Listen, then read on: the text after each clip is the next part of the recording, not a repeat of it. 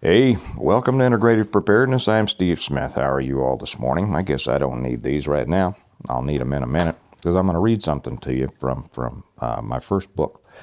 By the way, welcome to everybody on YouTube and on Patreon. It's good to have you.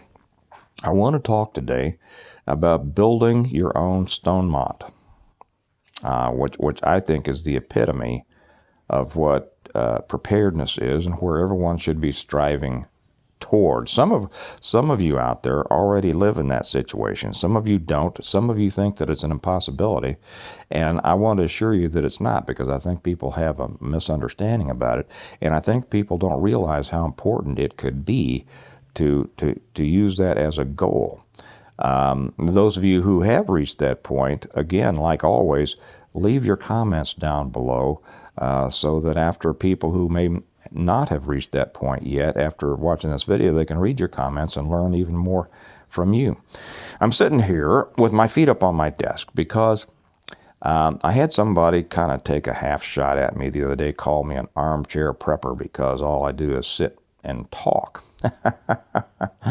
I guess because I don't show you how to skin a rabbit and how to build fires. I've made a couple about that, or go out and take care of the animals, or whatever. And that's fine. That's there are plenty of people doing those, and I come at this from a much different perspective. It's the reason that I wrote my books, and I'm going to read just a little bit out of one, and then I want to talk about it. Why I think everyone should be and can work toward developing their own Stonemont. If you don't know what I'm talking about, then you haven't read my books. This is the first one, the Reversion. The others are back there somewhere. Yeah, the others are back there.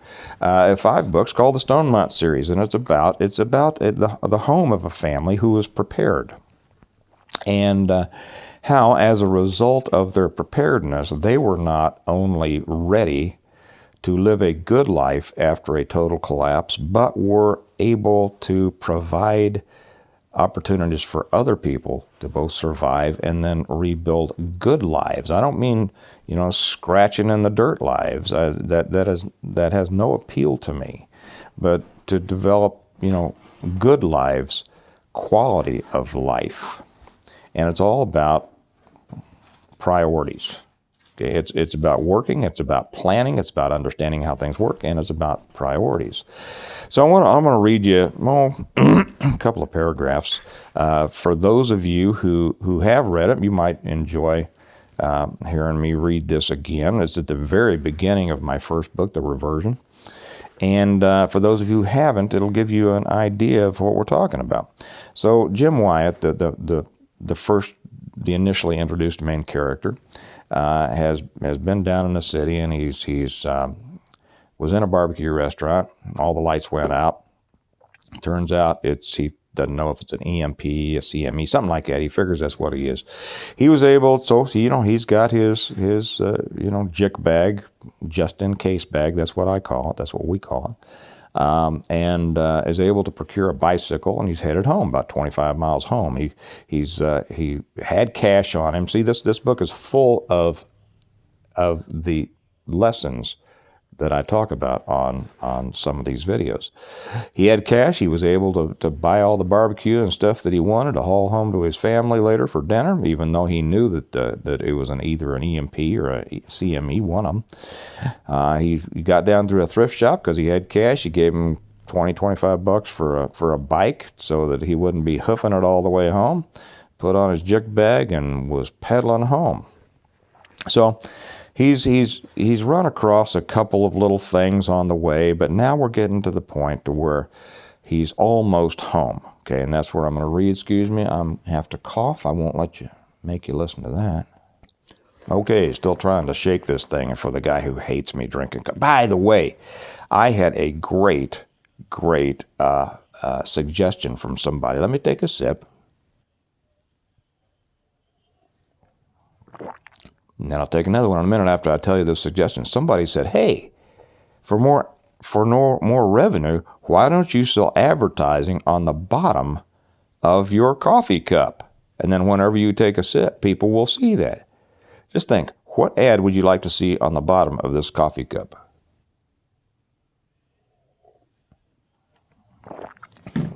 Okay, so I'm gonna rail a great suggestion.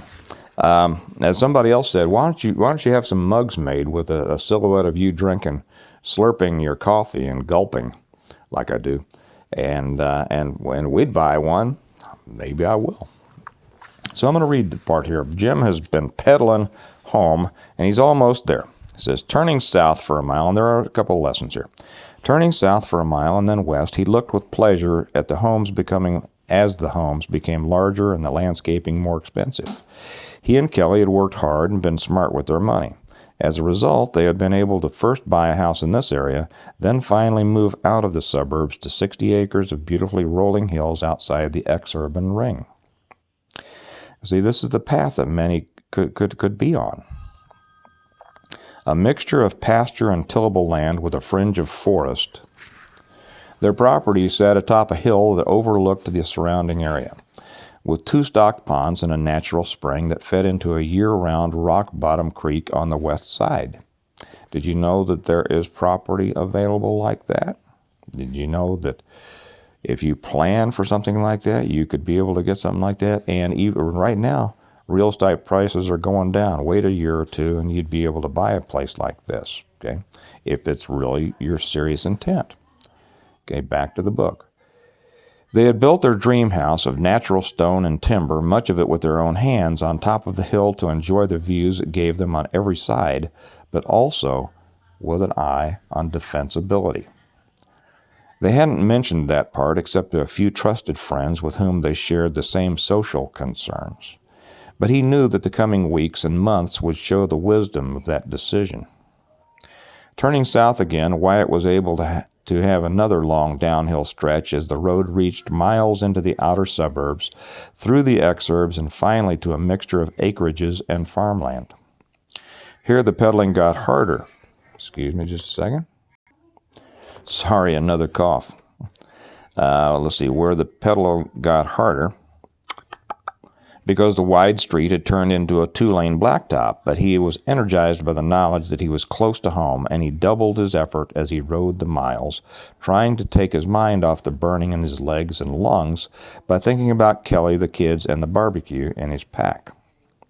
The residential lots had given way to larger acreages, and he watched the cows, horses, and other animals go about their business in the surrounding fields, blissfully ignorant of the concerns of mankind. After what seemed like an eternity, he finally found himself pedaling up the long hill to the gate of the place they had named Stonemont, from the many stones that dominated the dome of the hill, and from which the first floor of the house had been built. At first, the name had been kind of a joke, a small jab at pretentious estate names, but it had caught on and soon became the name by which their place was locally known. Eventually, Wyatt had even placed plaques bearing the name in the stone gate pillars. He stopped at the iron gate and opened it, pushed the bike through, then closed the gate behind him. Pushing the bike up the long driveway, he felt himself start to relax, even though his legs felt like putty that might not get him to the house. The place had always felt like a haven to him, a place where the outside world could not intrude, and now it felt even more so. As he reached the side veranda and propped the bike against the wall, Kelly came out of the side kitchen door with their 3 kids spilling out around them. "Daddy, the TV doesn't work," exclaimed their 6-year-old Brody. I'll stop it there. The reason that I wanted to read that is that, like I say, a lot of people, I know a lot of people that live this very life. So many people have said, well, not everybody has all the money in the world, as if they think I do. Okay, I don't. We all work, and then we choose how to spend our money, and we choose to either, invest it in things that are going to bring good returns, or to spend it. There's a difference between spending and investing. I've talked a lot about that in the past, but probably the most important thing you can do is invest in a location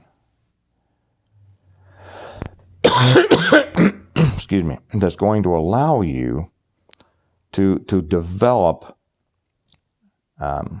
sustainability, self-reliance. That's what Stonemont is. Stonemont isn't some magical, mystical place that nobody can have. Stonemont is a place that it's a home.